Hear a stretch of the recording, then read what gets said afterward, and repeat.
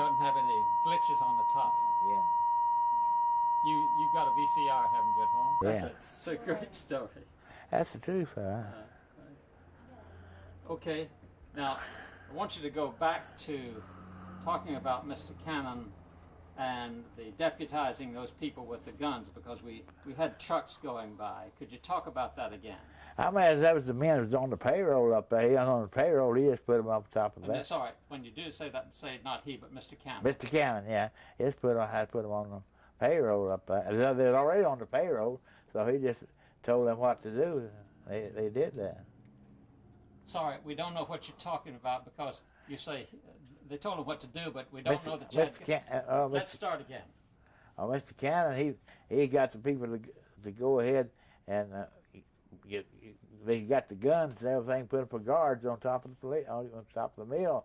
It was all around there, and they had guards around in the mill to protect the people that was going to work. Thought that maybe it might need it sometime. I don't think they ever did need it, because the Mooresville parade, they parade right down through the town. That was it. Did you see that parade? Yeah, I saw them.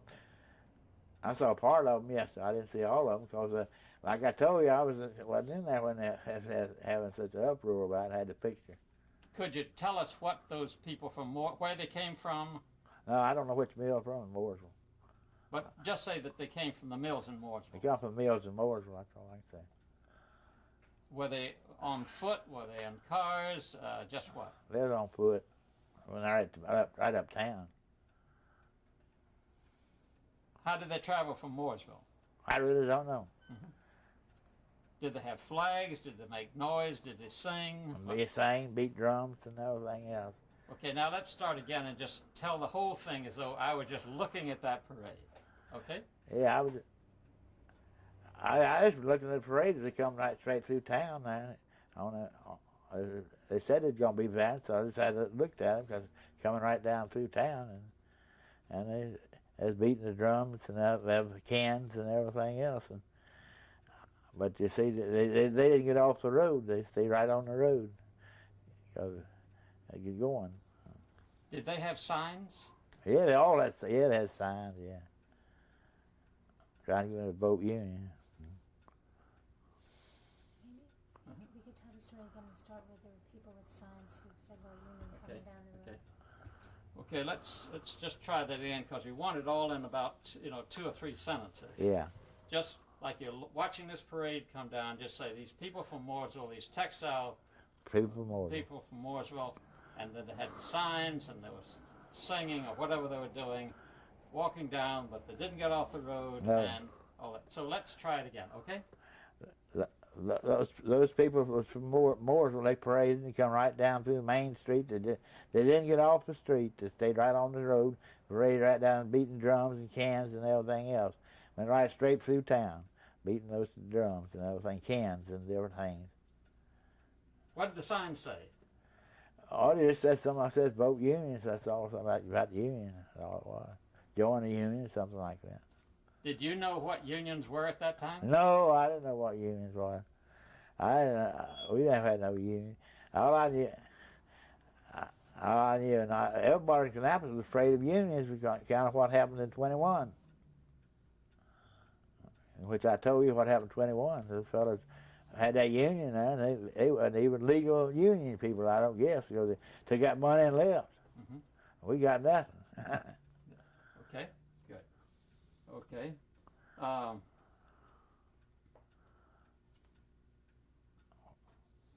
wonder if you could tell us about, way back yonder, about there being blacks in the mills, or the fact that there weren't any blacks in the mills and when they came in. Okay? I wasn't working in the mill when they came in, but years ago, all the mills they had in there had a few colored people in there. One of them carried the bags to the office and back, and another cleaned the bathrooms up. And some of the overseers of it would make them colored people go down there and clean their house up for them. It didn't cost them nothing. Where did they live? The colored people?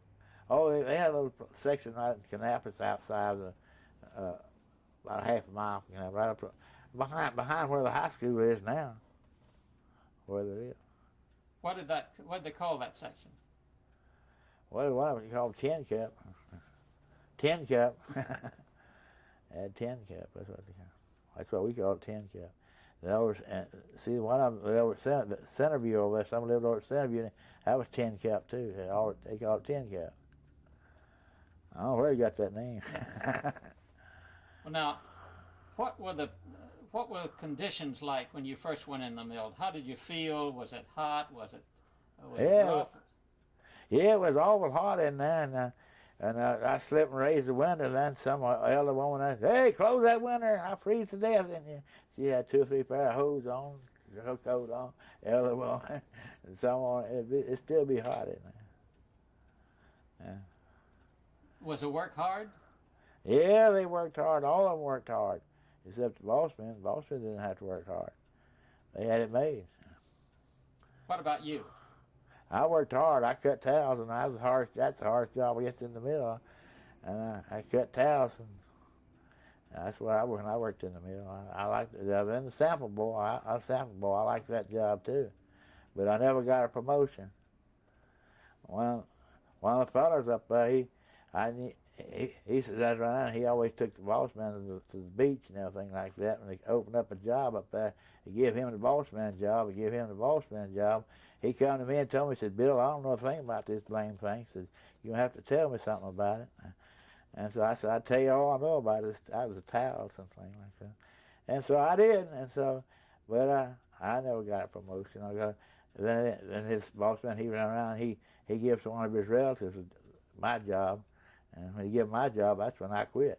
If you're going to put me back to cutting towels and just cutting by the piece. I said, you're not going to average me? He says, "No, I ain't going to average you. You're going to get you by the piece." I said, "You're an experienced cutter, sir. It cost County Mills $100 to teach another fellow to cut towels." And he took me off my job and give one of the fellow by the same name. His my job. But then I didn't work for 3 days, and I quit. And he said, "Well, you'll be back." That's 51. Fortunately, I haven't been back yet. But Mr. Cannon was always good to me. He always was. He told me about this road going to be built over here, and all of selling these houses, and I'd come in to sell, and everything like that. But I didn't have money to buy stuff, and have to buy it. And when I'd go to buy anything, people said it'd be crazy to buy it. But I'd go ahead and buy it. First little thing I do, I'd go in debt. I had a hard time borrowing money too. Why have you been so successful since you left the mills?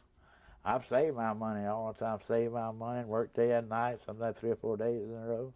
I worked day and night. And I got my father to help me work. My father didn't have no job, and so that's one reason I opened up a restaurant and put him to work. My brothers were awful younger brothers. They had a lot of friends, and they brought them in there, and we had tremendous business in the cafe. We had tremendous business in the cafe. I built another building, so I just kept building one after another after I get them. And so I've been very fortunate, and the Lord's been good to me, and I know good and well. The churches has too. First Baptist Church. That was the only church. I was the only Baptist church in Kannapolis when I started, and it's the Baptist church. How does it feel to have a shopping center named after you? Oh, I feel good about everything. Don't anybody say anything out of the way to me. And everybody said that lady up here the other day. She said I was very fortunate. She brought a letter up here the other day. Well, I'll be laying over there. I'm telling her. Right there, look at it. Let her take that thing right there. This big thing. Pull that out of there. Yeah, you do it. It was my birthday last Thursday.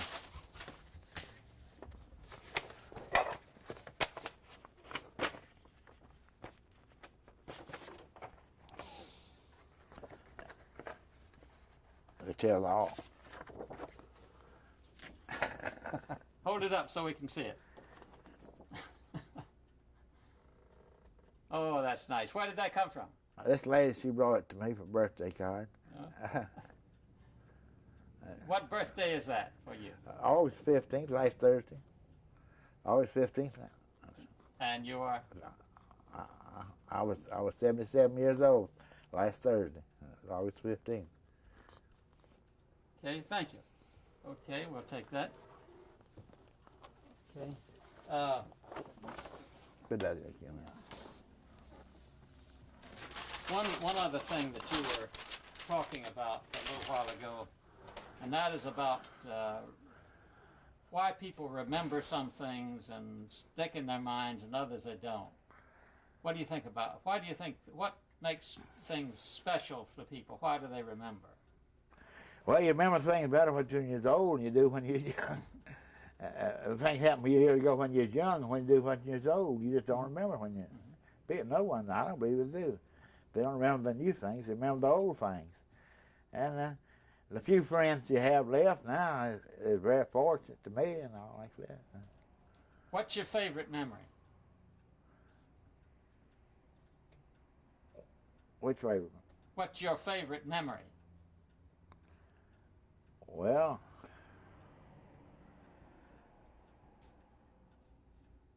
I'm fortunate I'm living, and I'm fortunate you see, I was very injured when I played football in Kannapolis when we didn't have enough material to wear, and we didn't even have straps to go on our football helmet. I would have had a chance to go, but I recovered through that. I'm thankful to the Lord that. Just busted a blood vessel right there. Had to, and that Dr. Duke done that, Dr. Hart. I'm fortunate for that. If you had your life to live over again in Kannapolis, would you have stayed here? Would you have done the same things you did before? I guess I would have. The majority of people would have. But I shouldn't. I guess I would. But I thought someday the things. I've often thought someday Kannapolis is going to pick up. I thought every day, because we've had so many chances of putting things here. Springs Mill wanted to build here, and they couldn't get the water. And Board and Ice Cream Company wanted to build a building here. And the Westinghouse Company was going to build somewhere. There's been emerging on the people. But we got none of them. We don't get anything. Why? I don't know. But right now we're in better shape now because we got 8,000 people. 8,000 people that live in Salisbury. They're working in Charlotte. We got 6,000 people in Kannapolis that's working in Charlotte, and that makes 14,000 people goes back to forth every day to work in Charlotte, and there's gonna be still more. Charlotte keeps growing, and we're not too far from Charlotte, you see. And a lot of people from Charlotte, they come up here to buy things, to do things, because they think they won't be crowded. Now, you told me before that you thought Mr. Cannon had something to do with keeping those industries out. Oh yeah. Tell us about that. Well, he mentioned Mr. Cannon. Well, Mr. Cannon and Mr. Collier both. Neither one. They want no other industries here. Competition. That's just the way business is. Nobody wants competition. Because you got to make it for yourself. You got to make the money for yourself. And he wants to. And you see, at first time they built the Eckerd's over there, Eckerd's drugstore, and then there's three more Cooks was in there, and there's another A&P was in there and all. When they opened it up, Mr. Cannon wouldn't even give them no water. They had to put artesian wells there, and he wouldn't let the policeman come down to direct traffic. He had to go ahead and he had to get his own policeman from another town to come out to direct traffic and look after that when he had the opening. But when Kmart started to come here, Mr. Cannon gave in to everything. Why the difference? Well, Mr. Cannon was the biggest buyer.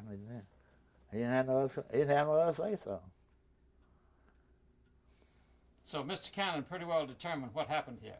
Oh yeah, oh by far. Oh yeah, by far. He owned it. Just say all that and say Mr. Cannon. Okay? Mr. Cannon owned it all, you see, and And it was sold in the Mormons a lot less than it was worth. It was worth 3 times what it sold more than he sold it for. It was sold for. But they didn't have nobody to run it. But it was worth lots more. I told several people, and I said, we should all get up, make up $100,000 a piece and buy it. And he said, then who would you get to run it? And that's what killed my point. Who would you get to run it? Unless I'd get Joe Ridenour to run it, I'd got Joe Ridenour to run it, I'd go hire somebody. See, Mr. Cannon, what he did, got his help. Like what he did, like they were young. You two were young. He'd send you off to college. You go and get your college education and all. You come back and you'd be the boss man. You'd be the big shot. You see what I'm saying? He put one over the welding shop down there, one over the plumbing shop, one over the welding shop on. Then he got another. To work in the big office. And little Joe Ridenour was one of the smartest men I've ever seen. He was one that went off to college and farm. He's one of the smartest men there was. He helped everybody up there. Now, with those men... But he didn't move to Concord. He stayed in Kannapolis. Now, with those men you mentioned, were they originally out of the Mill Village? Originally, yes, sir. Just say that. They originally were out of the Mill Village because Mr. Ridenour that was a preacher, a Lutheran preacher. Just say again that we want to get this all kind of tight now. Yeah. Say that Mr. Cannon selected likely people out of the Mill Village, young fellas, he sent them to college, and they came back and made them department heads, okay? Yeah, that's correct. Start Mr. Cannon. Mr. Cannon sent several of them to college, and I paid their way to college, and they come back, and he gave them a big job. This is kind of like a big boss man job. Super jobs. Not supers, but overseers over the buildings. And so that's the way it was. He sent them to them. Did you know any of those young men? Oh, yeah. One of my best friends got a job. Yes, sir. One of my best friends. How did he make that selection of those young men? Well, he knew they were smart. He knew them at college. They knew them at the churches. He knew they were smart. They were smart, too. He'd pick out the smartest one out of schools, you see.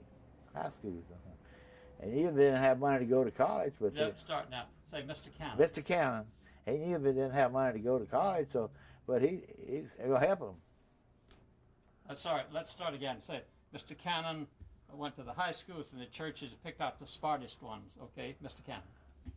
Well, Mr. Cannon, he always picked out the real nice and smart ones. He noticed some real good ones and good hard ones and sent them to college. Yeah. I'm sorry. I want you to say that he went to the village and he went to the high schools and went to the churches. We need all that together, okay? I went to the churches. Sorry, Mr. Cannon. Mr. Cannon went to the churches, the colleges, not the colleges, churches are all around town here. Let's start again. Sorry, Mr. Cannon. What did you say, the three? Mr. Cannon went to the village, he went to the high schools, he went to the churches, all of that. Mr. Cannon went to the churches, the college, high school, and all like that. Let's start again. All right, better get it. Okay, Mr. Cannon. Mr. Cannon, he always checked the schools first. He checked the schools first. He found good recommendation from the schools. He found good boys in the colleges, in the churches. That's where he got that. He got good educated people there, and smart people, and he knew that. I'm sorry. Let's just hold it just a moment, Jim. He went to the college. He first to the schools.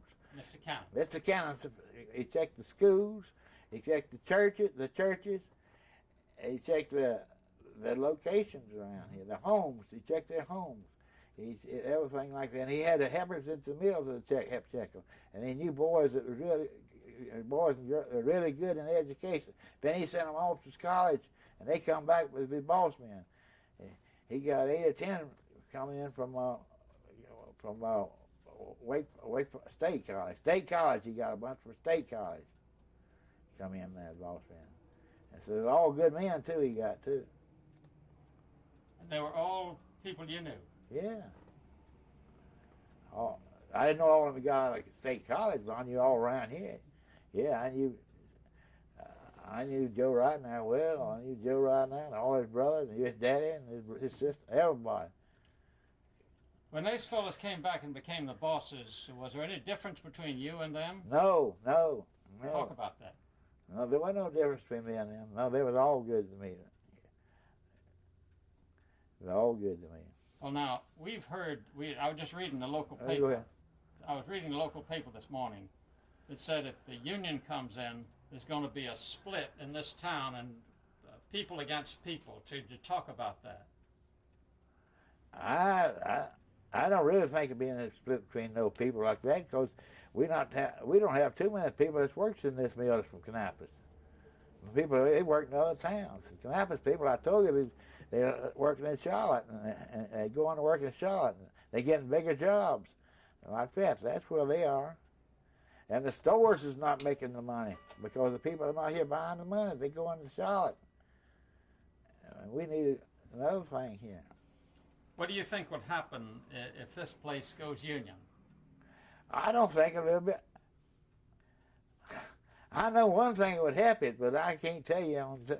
You tell everybody, because I know one thing. The best thing that could happen. I know what's good. The best thing would happen. It should happen. Why? I don't want to say that, because I would not say that. You'd know it too. Because it would, well, I could say it without telling them about it. It would make the people more alike. Put them out. The unions would put people more alike, equality. There'd be more equality, and they wouldn't let Tom, Dick, and Harry come in there and boss everything and tell them what to do. Unions wouldn't let them do that. It makes things more equal to the public. Now, we've heard from some people that they are afraid of the union because they say it's going to increase the position of the blacks. It'll lower it. Don't put that in the Okay. so I don't put that in the it'll lower it. Because the unions will straighten out the colored people. Because I told you they put equality on it. Mm-hmm. Now, they're pretty strong for the union, I noticed. They are. They're going to vote. I read it. They vote now, today and tomorrow, aren't they? And I just kind of believe it'll pass, but there's a lot of people against it. But the reason they are against it is because, well, I told you what happened years ago. And then, I don't know, there's a lot of people just don't want to spend a dime for nothing. A lot of people think they're raising charges. They think a lot of the people that's in the union is loafers. That's right. They got the wrong opinion of it. Yeah. But they ought to realize all places got unions. Now, Mr. Freeman told me something. When he first brought me over here, he said, this is a man who gave us a place to meet when nobody else would rent to us. Yeah. Tell us about that and tell us why you did it. Well, why I did, I had the money in the building and I had the building there, so I talked to one official man I know. He said, well, Bill, he says, you can't hold it back on county. So if you don't get it there, they don't get it somewhere else. And so you need the money more than anybody, as much as anybody else. And that's what this official told me. His real estate man. And so if I hadn't done rent to him somewhere, he'd got one somewhere.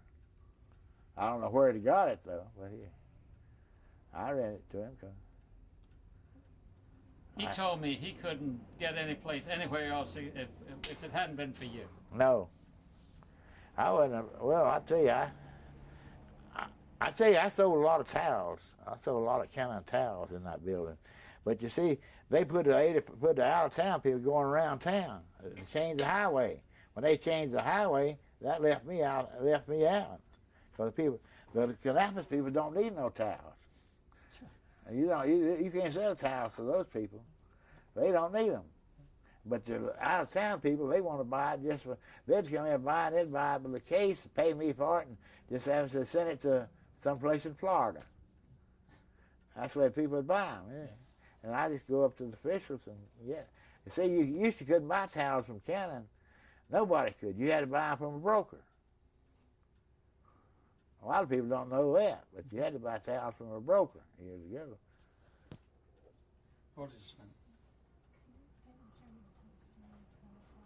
They knew what happened in about 1920. They knew what happened then, and they never get over that. Could you start again and say, in 1921, this is what happened, and then every time they try to bring the union in, it didn't work, and tell me why it didn't work and what happened? Why it didn't work? Because the crooked bunch come in, took it over like they was the real union, and they wasn't a real union. They were just two fellows we don't know who they were. They just come in and started themselves and made up the money, and after they got the money, they left. And they had nothing to give us. Can you stop for a second? I want 21. This happened. Okay, tell me the same story, but preface it with in 1921, and then go on to say all the other times when the union came in. What happened? I'm gonna say it might have been 22. Okay, in the 20s. In the first of the 20s, they had a union here and didn't have no union here. They had a group coming here, and they got them to strike. They went on a strike. They were in the strike for approximately 3 or 4 months, and the people didn't have anything. And the people thought that you're going to get everything, but they didn't get anything. They had a big meeting there and had a big meal there out in the field out there on tables and everything like that. And when first thing I knew, those men that had the meeting here had the union, the one that caused the strike here and everything, they left town. And the Kannapolis people got nothing. And so people had to go back to go work the mill. And they went back to work for, I think it's less money than they was making. Because I wasn't old enough to work in the mill then. I was just 7 years old. Or 8. And then what happened years later, like in 34 or later on? In 34? Well, in 34 they come down here wanting to, they wanted to draw a union, and they wanted to draw, but the Kannapolis people still wouldn't have nothing to do with it because they're still thinking about that 21, 1920s. That's they're still thinking about that. And I don't know whether they think about it now or not, but they were still thinking about it. That's the reason. Thank you. That's beautiful. Okay. I don't think I can tell you much. You see, when you tell something, you got to practice what you're going to tell. I'm just telling you, you come tell me.